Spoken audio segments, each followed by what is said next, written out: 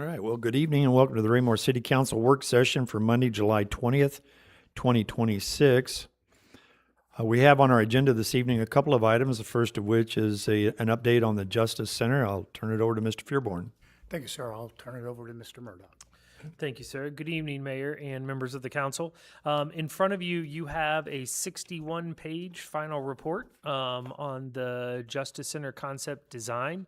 One of the good things about this is feel free over the next few days even to look through it, send any questions you have on any of the descriptions, comments, and findings that you see within it. We'll be happy to answer those any questions you have. Tonight, primarily, though, is to give you the highlights of any changes that were made from the time you last saw it in work session as a response to not only your feedback, but the feedback from the community. And so Jennifer Goki from PGAV is going to go through some of the highlights of this final report with you. But primarily, we're going to focus tonight on those changes that were made since you last saw this particular project. And then I'll share with you a couple of things related to the cost right at the very end before we turn it back over to Mr. Fearborn. So Jennifer, we'll turn it over to you. Good evening. Thank you for having me here tonight. So the areas where I wanted to kind of direct your attention to are the site plan, which is on page 40, and the floor plans, which are on pages 35 and 36. If we want to really start with the site plan, as Mr. Murdoch said, there aren't a lot of significant changes, but always when we get past the first round of plans, we continue to get comments, find efficiencies. We have on the site plan, you'll notice that the north drive, north of the support building, was eliminated and we shifted everything north. That allowed us just to create more flexibility. We were able to achieve all the operational needs of the PD and the bond out, the vehicle parking or the evidence parking, etc.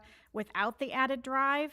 Helped us balance our site costs, and it also left us some more flexibility on the south side of the site for future use yet to be determined. So just again, always trying to find flexibility with the plan for you all for the future.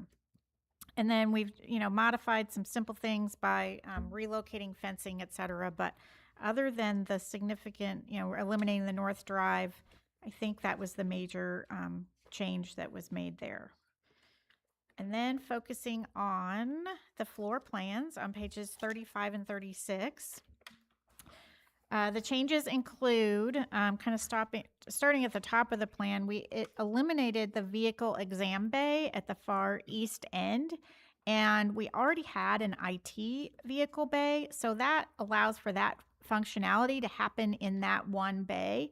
If in the future you decide you need to separate those two functions, or it gets to be that you really, need two bays, you can always add that on. But again, that helped us kind of balance out our budget, and we were able to achieve, dual purpose with the one vehicle bay. You'll notice in the Rusty processing, we changed the flow of the bond out, so it's happening on the south side of the Sally Port. That way you're not carrying, or don't have any cross interaction within the Sally Port of anybody that's being released.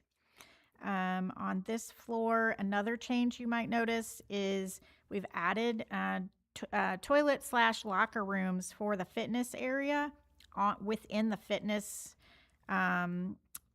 perimeter. So that again allows you flexibility. If you decide you want to allow other staff from outside the PD department to use the fitness, we could control the security on the interior set of doors, so they can use the fitness facilities complete and enter and exit from the south doors without impeding PD's secure perimeter. So that's up to you guys to decide how you want to use it in the end, but it just allows you that flexibility. I'm trying to think if there's anything else on the first floor. We also eliminated a second elevator and think we can really handle it with the one elevator up closer to the front of the building. And I think that's it on the first floor.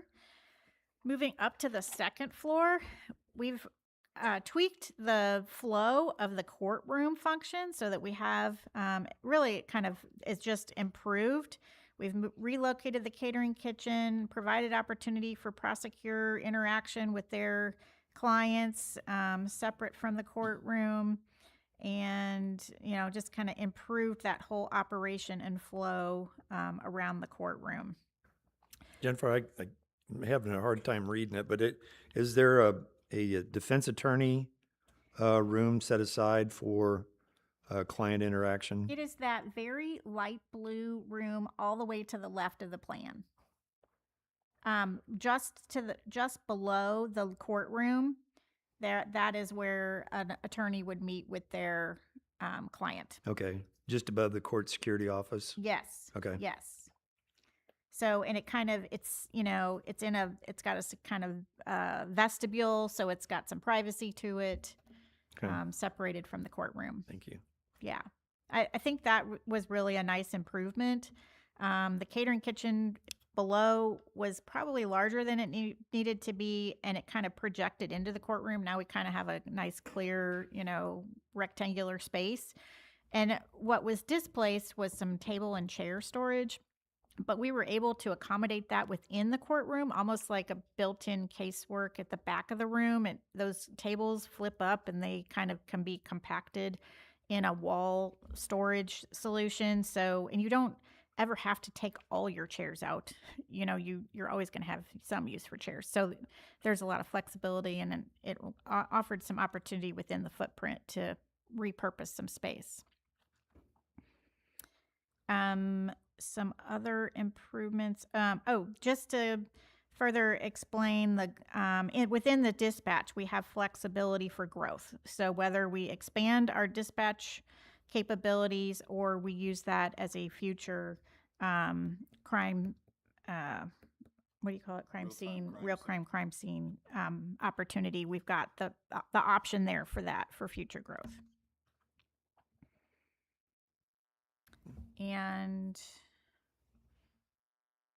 I think that summarizes the changes to the plan. Again, a lot of it was trying to find some efficiencies, align our floor plan, our programming to fit within our budget, and give you a good map moving forward. Can I answer any other questions? I'm going to kind of dovetail on to what she is talking about here. So in terms of some of the feedback, obviously a lot of the court stuff was a result of speaking with court personnel, and some of the feedback that we also got in terms of making sure with attorneys who wanted to obviously have some privacy when they meet.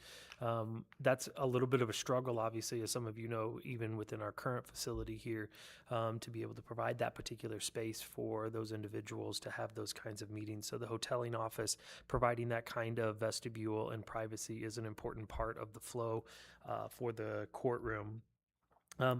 We also then took, you may have noticed in the emergency management office got put into the center of the building now as well, kind of where the elevator used to be. So that got moved just a little bit. One of the things I do want to address as we kind of talk about the cost here, because you do have a cost range within this final report. The total square footage that you'll see within this particular footprint is 40,208 feet.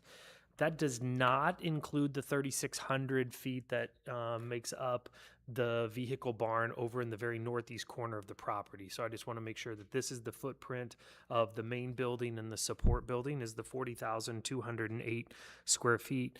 You may notice if you really get into the details of the report that number will not match up with the tabular programming, because that's the workshop that we did when we came up with all of the different spaces.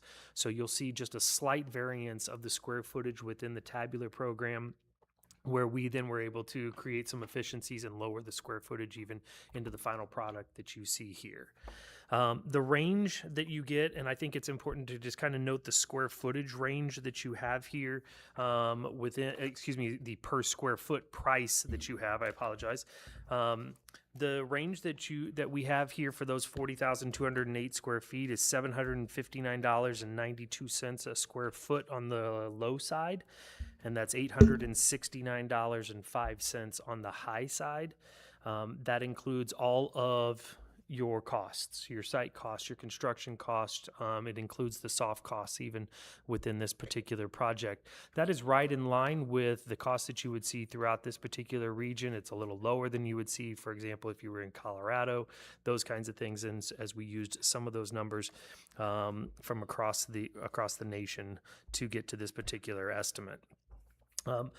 Chief and I have had some conversations. There is still some flexibility should we need it, as we would, if we choose to move forward with this particular plan, in terms of different efficiencies that we can make within the facility and the building.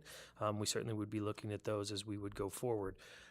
The one thing we do want to stress through this entire process has been what is the best thing, obviously, in terms of promoting the flow and efficiency for residents.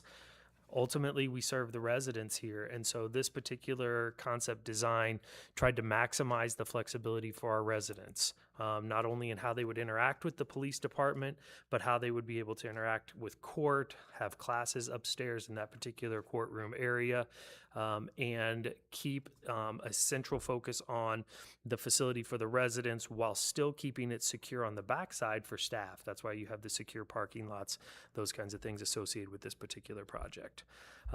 We're happy to answer any questions on this one, but here in just a second, I know Mr. Fairborn's going to talk about the financing portion of it, but before we get to him, if you do have any questions about this, happy to answer them at this time.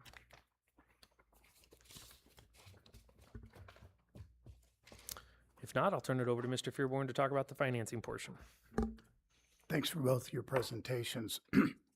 So throughout the process, we have been working extensively with Mr. Todd Goffey, our Special Finance Counsel, relative to what this would look like with a future financing and bond issue for the council. Throughout that, in the back of our minds, has been the cloud of SB3 and what that's going to mean as far as its impacts, if it would impact a future bond issue, and obviously, would it delay a future bond issue if it was in place or if it was an unknown? So we looked at the various financing scenarios that would be in place and revenue scenarios that would be in place if SB3 were in full force and effect. And I started with Mr. Goffey to take a very ultra-conservative attitude. If SB3 were in place with full force and effect on every single property that it could possibly impact in the city, and no new construction of residential, because SB3 applies to residential. All the back and forth with finance and with him, the one thing that has to be considered is a conservative new construction amount, because even if it were to go into effect now and we go back to 2024, we already have to take into play the new construction that's a known since 2024 for the 3 years. So then we move that forward, and the only thing that I allowed in figuring out how much bond capacity we would have if SB3 were in effect for this was that new construction amount. And we went back to the 3 years that are going to be a known, and then projecting forward, we went back full 5 years, took a conservative new residential growth amount, super conservative, and only allowed that amount to come into play until 2037. And after that, completely reducing new residential construction to zero, which we're always going to have new construction out there. But thought this is a very conservative way to take a look at this. What we did not include in that is No existing home sales, because each time an existing residential home sells, new amount comes into effect if SB3 is in effect. No home improvements, which would be at the value of the home improvement would be added to those amounts and include the assessed valuation amount that the credit was being taken from. And then we have a lot of homes in this city, we've all had this discussion, that are not being owner occupied, they're being rented out. Rental homes are not included in SB3. They're valued just like a commercial property would be. And so their assessed valuation, no credit can be taken against them. However, we did not consider any of those.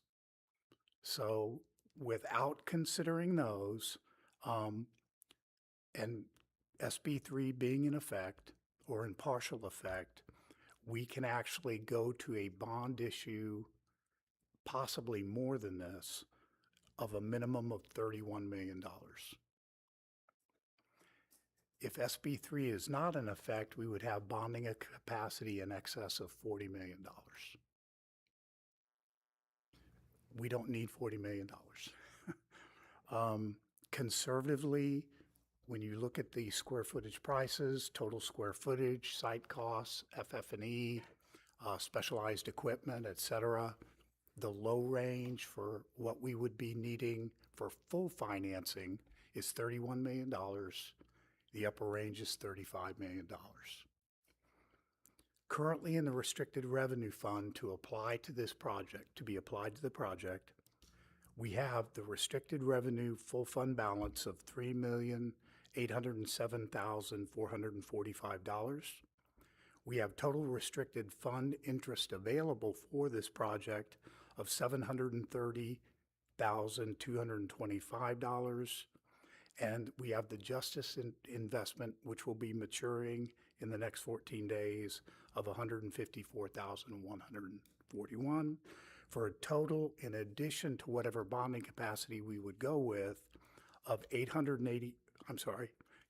that fund of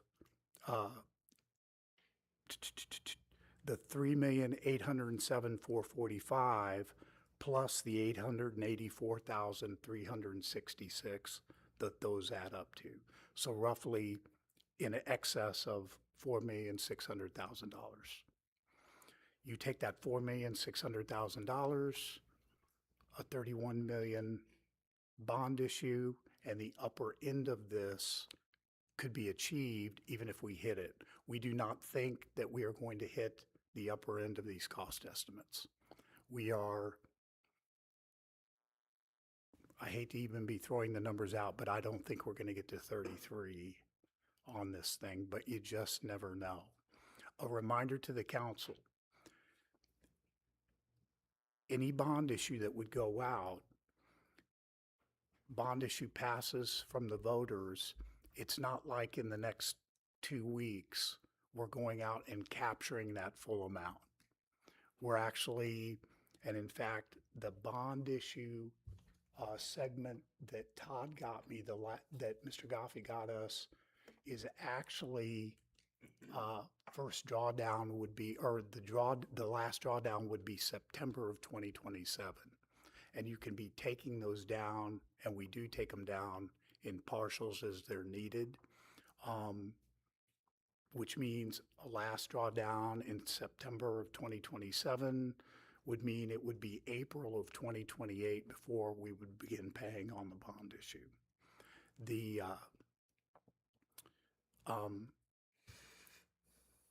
The estimates that we have used for a potential bond issue are conservatively high as far as interest rates are concerned. Right now, bond markets are running 4.2. We've actually plugged in a 5% bond issue, and again, with the 5% assumption, with the assessed value assumption, the SB3 being in full place, between what we already have in the restricted revenue fund and what we could be bonding at if we were to go for a $31 million bond issue. And again, we do not have to draw down the full 31. If this came in on the low end, we would only be drawing down from the authorized funds as much as was needed after the restricted revenue fund was depleted. The bond issue timeframes. So November 3rd would be the first bond issue after this meeting that we could go for. Filing deadline is August 25th, 2026. That is a 4/7 bond issue, 57.14% for passage. After that, next one is February 2nd, 2027. Filing deadline is November 24th, 2026.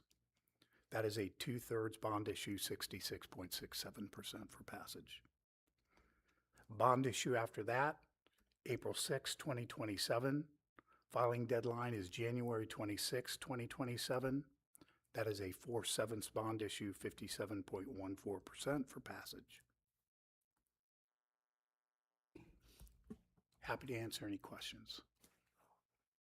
Mr. Feuerborn, could you just again tell me what the passage was for the November date? 4/7.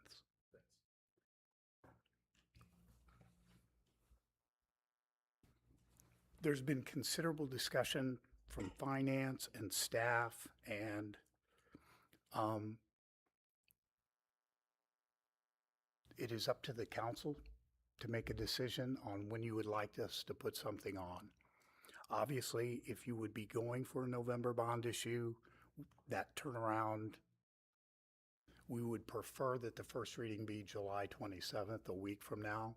That gives us a week's flexibility in there in case something shifted, because August 25th, the filing deadline being August 25th, that would be the day after a second read if we waited until August for the first meeting of August for the first read. That's a pretty quick, everybody's got to be in here after the meeting signing things and getting things ready to file with the county clerk. Everybody knows a lot of what's going to happen in November is probably, in this particular county, going to be decided in August. There are still things on the August ballot or on the November ballot that are going to make it a longish ballot for people to be looking at. We sometimes call the November ballots dark ballots. The April ballots tend to be brighter. April ballot does get into conflict with, obviously, the council races. Just throwing out some thoughts for the council. Would be happy to entertain any discussion or questions relative to if and when the council would like to put this on for a bond issue. Something else. You obviously did very conservative. Oh, sorry. You did very conservative budgeting on this. You explained that very thoroughly. Did you take into account any retiring bond issuances existing bond issuances that would retire during the time frame of the bond repayment? There are several, and I'm going to hand out to the council all of this, kind of read it for yourself, pretty detailed. There you go, sir. Thank you.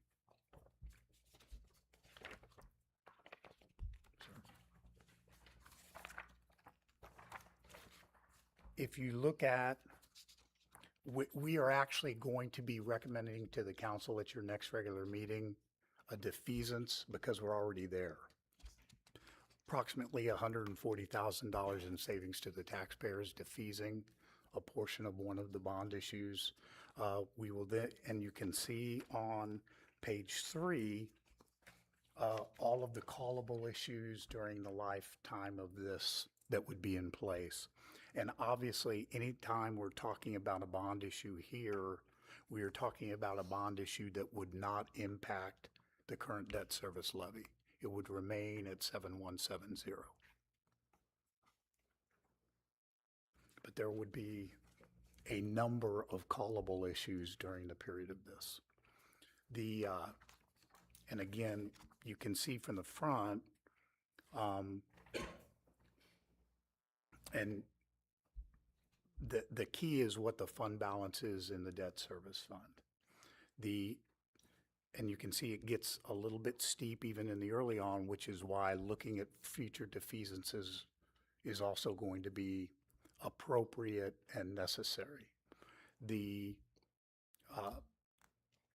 But a healthy fund balance, and this considers SB3 being in effect with the parameters that I just now gave, we remain within the parameters that are allowed, not by Hancock, because Hancock does not apply to the debt service fund, but they're allowed for this particular bond issue. The last page, interestingly enough, page 7, you can see some of the assumptions that we used. You see residential AV growth within there, and you can see down as you go down the column where I was talking about after 2037, we assume absolutely zero growth in residential. And then if you go over to the non-residential AV growth, you can see we've used a very conservative 2% only in commercial moving forward.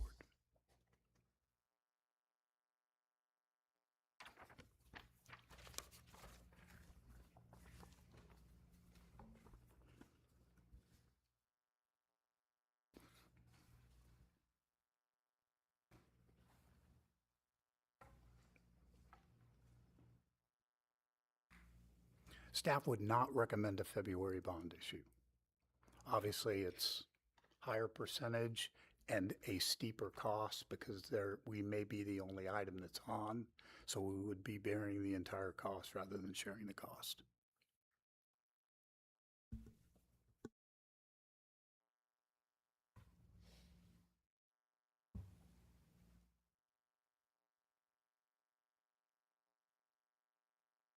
Sure. Is there any any numbers on ongoing operational costs? Keeping the lights on year after year, month after month for this new facility? We would not have those at this time, sir. What we have considered is, and we're actually working on items like janitorial, we have to use this building. We can't be using gymnasiums for those types of costs or any of that because it's a whole different type of cleaning solution and personnel, electrical and plumbing situation that's associated with it. The reminder that the highest cost that's going to be in this building is going to be heating and cooling for the equipment that's associated with the communications center. The personnel that are in the building, while rising for us, the need for the building, the public use of this building is limited to, the extensive public use of this building is limited to a limited amount of time in the beginning, 2 nights a month. So we'll be figuring based on those anomalies.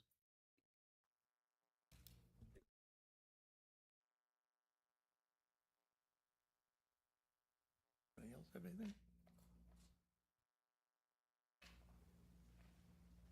Are you looking for any kind of a recommendation about moving forward with an ordinance? Yes, sir. Okay. I guess I'd open it up for comments on thoughts moving forward on this particular issue. It's a big issue, I know, but it's not going to get any smaller. And didn't know if anybody had any particular heartburn with us moving forward with the November ballot issue. Mr. Baker. Thank you. I personally would do the April just for the fact that I think, we got the conceptual drawings done very quickly. my thought process is having to go through our process within a couple weeks. I think we have a long way to go to still sell this before an election. I don't frankly think a November election we'd have enough time to sell. There's a lot of people that are not aware of this. I was at a function over the weekend and someone from another ward had no idea this was being built by the post office. And I know we put everything out there we possibly can and done our due diligence on that.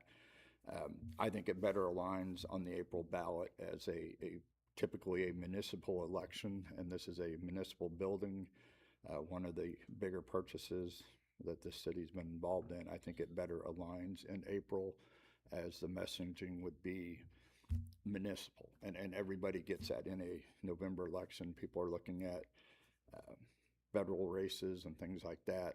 I think this would be overlooked, but my choice would be April. So.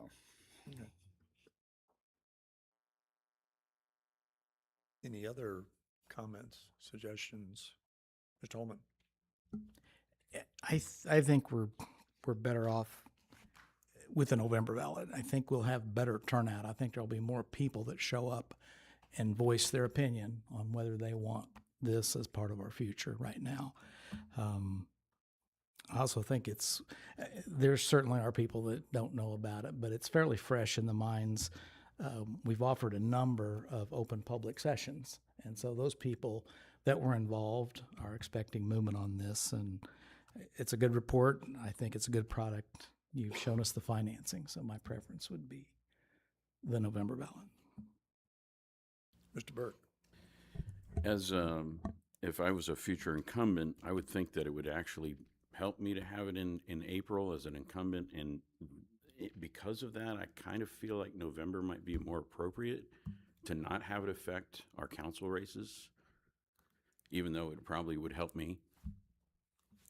I don't know. I think November might be better to separate it out in some ways. Yeah. Mr. Circo? Yeah, I've been many elections, and I notice in Novembers and their Aprils, you got a very low percentage, no matter what, in April. On this particular November race, you will have probably 3 times the voter personnel coming out because of the types of election it's going to be in November this year for the people coming out to vote. April is usually pretty stymied, 7%, 8, 9%. So I think you're going to really see maybe up to 15, 18 or 20% or better turnout because of the ballot and what that language that'll be on it in November.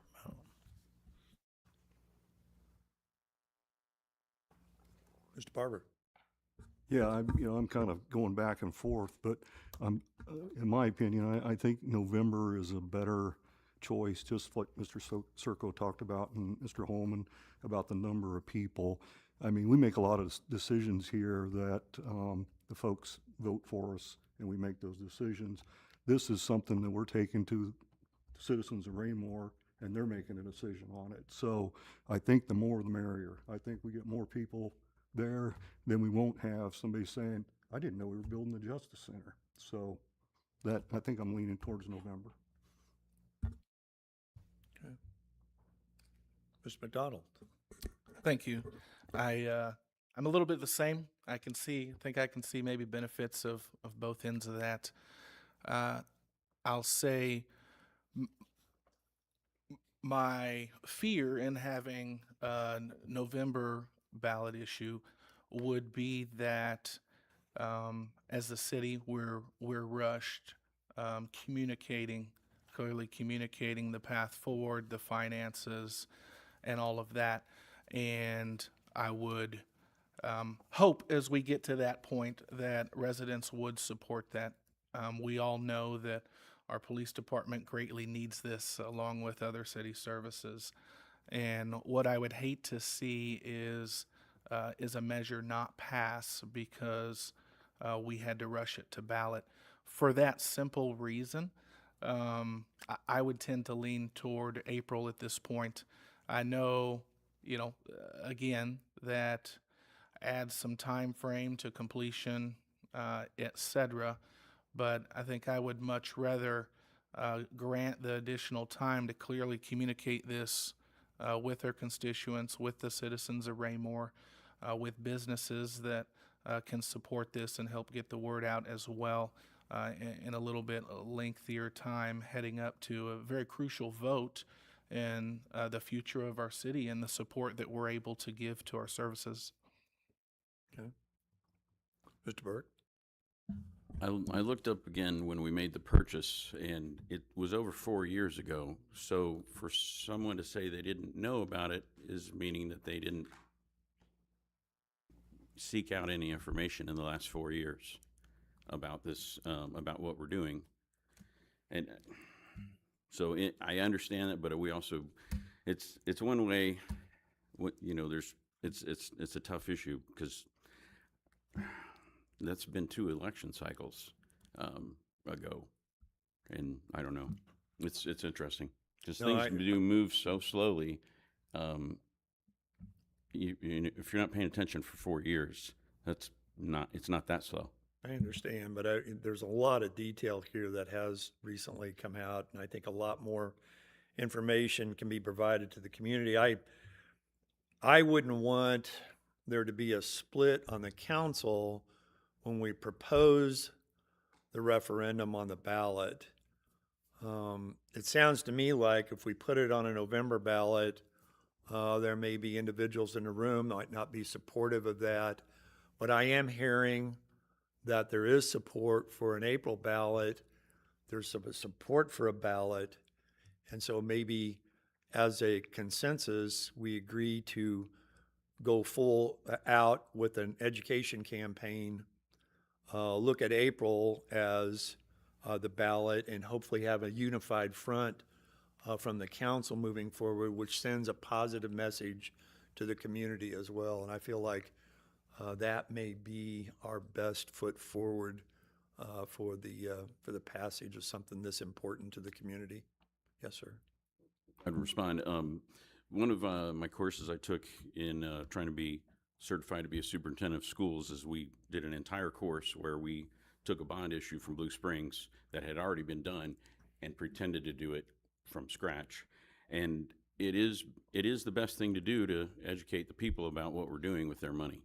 And that is in the long run is going to give us more goodwill, which is why I was having trouble with coming up with what I wanted to say earlier. Sure. Because it's a struggle. No, I think. But we always 5 want more months- people involved. Right. I think 5 months of people being able to see the detail that has been put into this does allow for us to not give the appearance of moving forward too hastily. So I have a tendency to agree with the April ballot as well. Now, I don't have a vote, naturally, but I do hope to bring you all together as a team so that we do have a unified voice when we do this, because it's $34 million. I mean, it's a big project, and it's an important project. It's necessary for us moving forward. This could potentially be a 50 to a 75-year building for this community. And this one, as soon as we moved in 03, we were already a little bit busting at the seams, but we made things do with modifications downstairs. This is one we have the ability to grow into. And it's just too important for us to have a division here amongst the people making that decision to put that referendum on the ballot. Tom? Mr. Feuerbone, you spoke earlier. For you, the staff, what you need to do, like you said, not to rush it to November or maybe April. How you and the staff look at this? How much time you really have to make it appropriate for whether it be November or April, would tend for the city to get this done? We are this was a funny one. Yeah. We were absolutely 50-50 on this thing. We see good and we see bad. Thank you, Senator, for asking me the question. We see good and bad in both sides. Just a reminder from a communication standpoint, we do feel like there's going to have to be an overabundance. Remember, we can't ask people to vote yes. We're informational only. But I do think that there's going to have to be an overabundance of direct mailings associated with this. Those take a little bit of time to compile.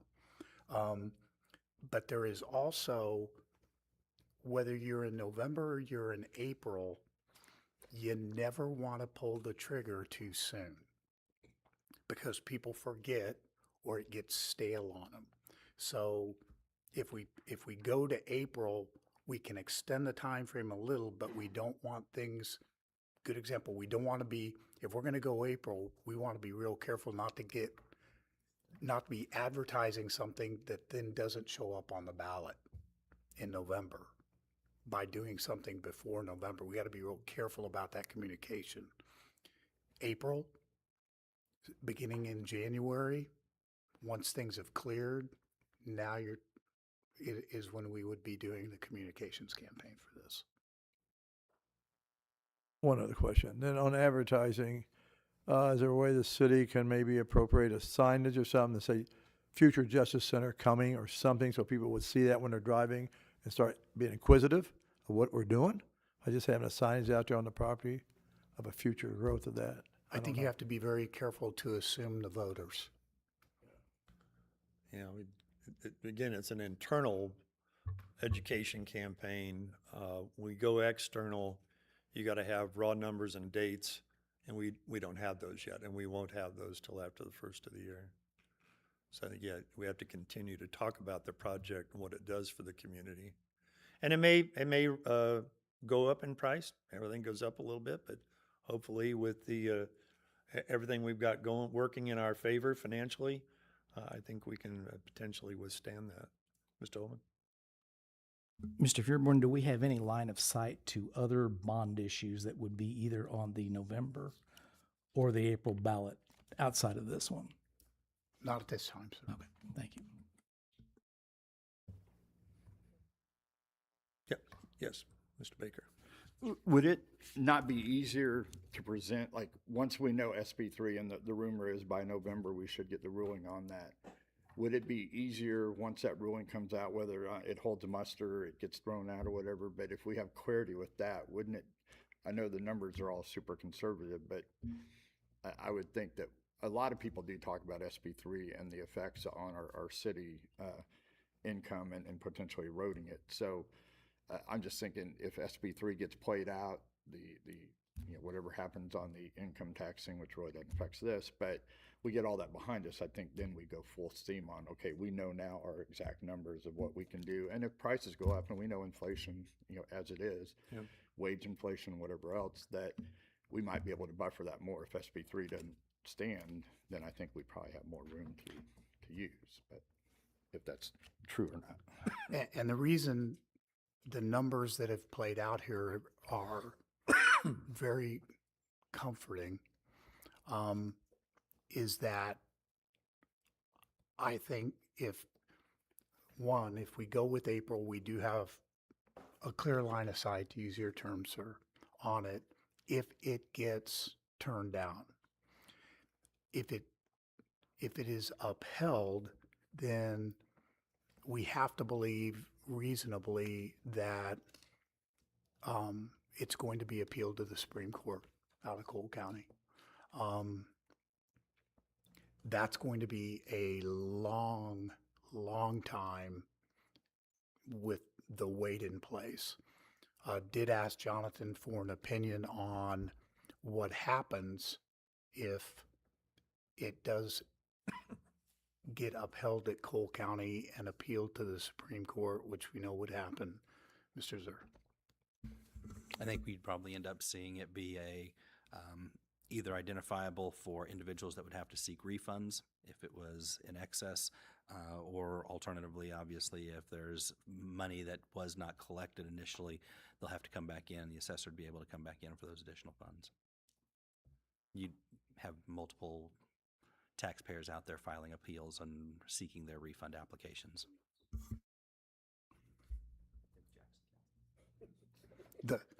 Yes, so that is the official financial interpretation of that. It's a mess.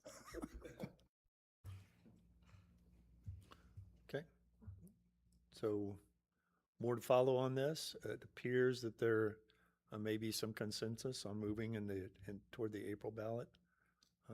Unless there's some real, there's the majority of the board really wants to move forward in November. I do think it is more prudent I don't think SB3 is going to be as big of effect as what some folks have said or have indicated. I do feel like we have conservatively put these numbers together to show you what will happen, and the little effect that SB3 does. Now, we're in a better position than some other taxing entities. A couple of the items that we have not included in there that I discussed with the council, and in particular, the residential homes that are being rented are going to be topics of future work sessions with the council. But yes, sir, I would agree. Yeah, okay. All right. Well, if a great report. Thank you very much, Jennifer. We appreciate it. Appreciate you taking the time to update that. Chief, thanks for your work on that and making sure that those were indicated in the new design concept. I'm loving it. I'm hoping we can get there at some point. So we'll see how things progress. All right, next item on the agenda, unless anybody else have anything else? Anything? Anybody? Okay. Next item is the Charter Review Commission applications. We have received our applications. It looks like wards 3 and 4 have the 4 necessary for this evening's moving forward, but 1 and 2 potentially be narrowed down. But I will let Mr. Fearborn discuss that and maybe Mr. Zur to chime in on the process here. Thank you, sir. Resolution 2627, just historically, so this will be the 3rd Charter Review Commission. I've had the honor and privilege of serving on both the first and second ones, so this will be the start of my 3rd one. The process has been generally followed from the calendar that you all received. There have not been quite as many applications in the past as what we see here. The short form is Section 2 of the resolution for tonight. And again, there's the meeting tonight, then there's the meeting on August 3rd. The meeting tonight is to get each of the wards from the applications. City council members from each ward will nominate up to 4 candidates for consideration from their ward. So the simple form for tonight is for those wards that that have 4 or less, there is no action necessary tonight. You're at your 4 or less already. For wards 1 and 2 that have more than 4, tonight it will be necessary to narrow down those wards to 4 individuals tonight before we proceed to August 3rd. Again, subsection 2 does not discuss, while the calendar talks about the city council, subsection 2 says those nominations are coming, those 4 nominations would be coming from the ward members themselves. Prior to that, obviously, the mayor gets 1 individual that he is allowed to nominate over and above from the entire pool tonight. In the past, that's always been done first before the ward members have their discussions. Yeah, and my selection is Sonia Abdelgawad from Ward 4.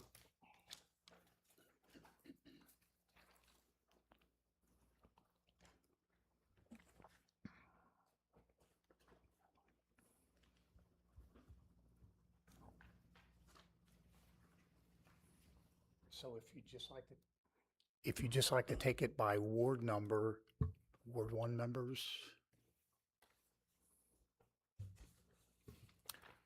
Question, please. So do 3 and 4 it's not necessary to nominate then, since there's only 4 there? There's 4. four. They don't have to be Right. nominated. I mean, Okay. To get to August 3rd, there's 4 less already. Okay, it just needs So to be they down don't to have 4 do- by August. Okay, got it.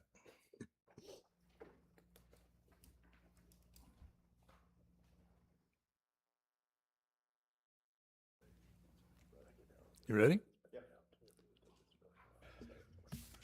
I will start it off for the Ward 1 applications as nominating Brian Mills as our first pick.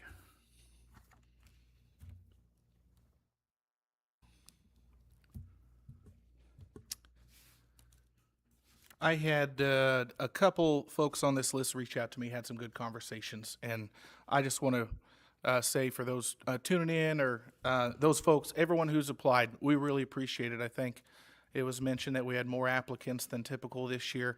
I think that's a very positive sign for our community and the engagement happening. So thank you to everyone who was interested in that. I would like to nominate Jared Ellenberger from Ward 1. Okay, and I agree with Josh. The citizen engagement on this, to see all the names on here, some people that we certainly recognize, some people that reading through the applications are very worthy of this. For my second nomination, I would like to nominate Kenya Campbell.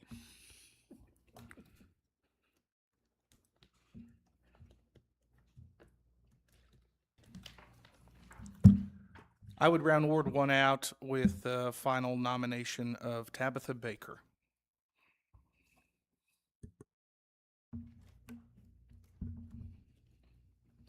And there's, not to inject any opposition here, but I will tell you, my wife, she was going to apply to it, and she and I had a long conversation about potential conflict. I didn't know if, Don, if you'd had any kind of feelings about that, whether or not you guys had a chance to sort that out on conflict of interest, two bites at the apple, which is a term you brought up before, that type of thing. I don't believe, I myself do not believe this is, she is a citizen of Raymore. Okay, And, that's fine. and she is independent of what I don't look for her, we talk, but her opinions, decisions, and certainly her qualifications, she's more qualified to be on this commission than I would be, from her paralegal certification, her jobs and all that. So I fully support that. And I believe if she were able to be elected, she would do it without any reservation and any, offer of conflict or anything. So, Okay. I'll speak to that, being I was the one who made the nomination. I had a conversation with her as well, and I would agree with what Mr. Baker said.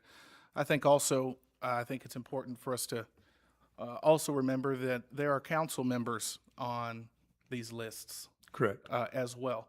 And so if we want to use the term about kind of a second bite, I think that kind of probably falls in there as well, right? And we Well, have they a have couple the single bite anyway. a couple former council members, as well, and that have served the city before. And so I appreciate the engagement of Mrs. Baker and what she's done, what she's doing in the community as well. Okay, thank you. So Ward 1, just to make sure you're both in agreement since you individually nominated, Ward 1 would be Tabitha Baker, Kenya Campbell, Jared Ellenberger, and Brian Mills. I agree. Very good. yep. Ward 2. I'll go ahead and start. I'm going to nominate Ruth Johnson and Thomas Circo. And on the other two, I'll go ahead and nominate Joseph Burke and Michelle Parker.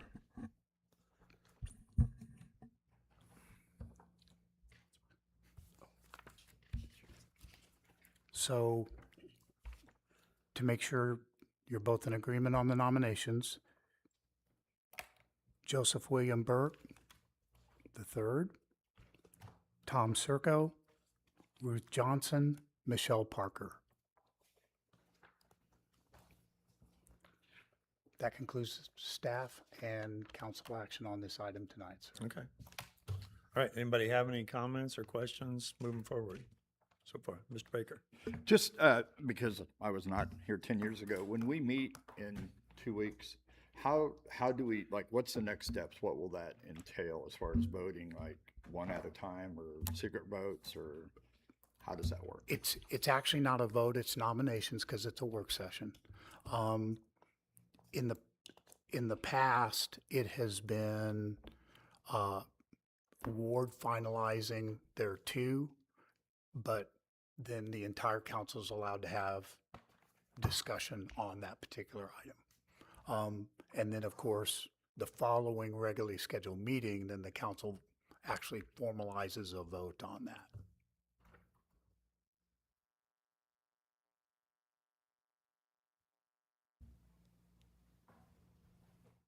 Okay, anything else? Mr. McDonald? One question here, just to piggyback on that a little bit, and I know there are a lot of residents who are not familiar with the process as well. So next work session, essentially, we will get it down to 2 in each ward, and from there, it will go to vote during normal council session, which would be in August. That is correct. Okay. And again, the process is originally contemplated, which only allows no more than 3 council members and allows no more than 3 from each ward, kind of contemplated an orderly process of ward members deciding on 2 from each ward. The mayor's pick bumps that up to 3 from one ward. We have seen during the course of what will be the August 3rd meeting, as the debate is going on, we have actually had 1 member from a ward get finalized, and 3 members from another ward and 3 members from another ward get finalized. Lot of things can happen at the August 3rd meeting, for sure. Is the mayor's recommendation, that's just a selection? There's no debate on that? At the August 3rd meeting, there can be discussion on anybody who's in there.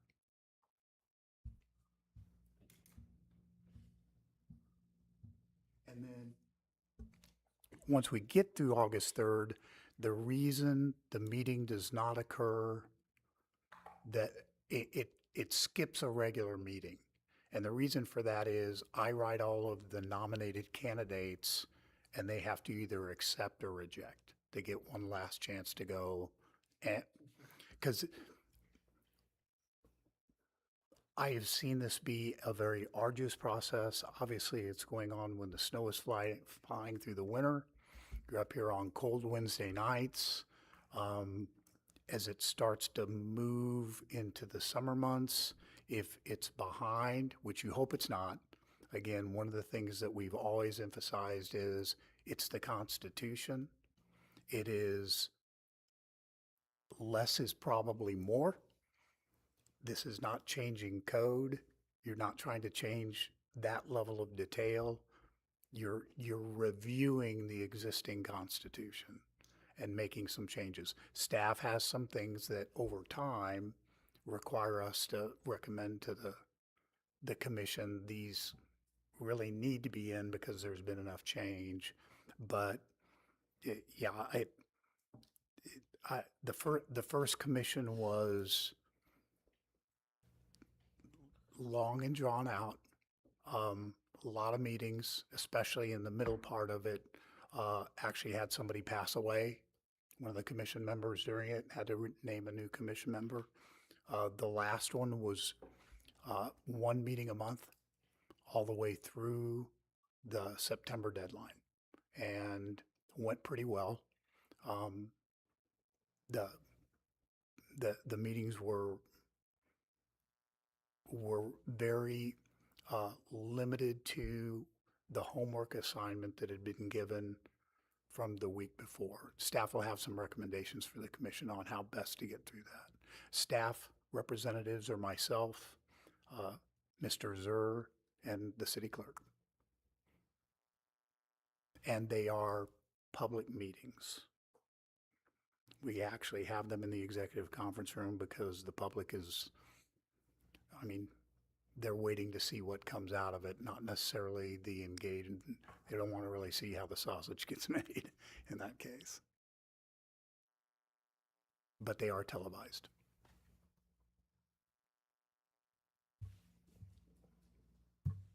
Okay. If there's nothing else, we'll move on to other. Did you guys have anything for us this evening, sir? Okay. There's no other business to come before the board tonight? we will be adjourned. Thank you.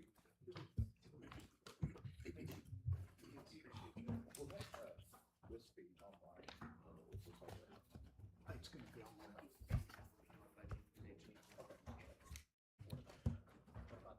I'm gonna be in Wisconsin next week.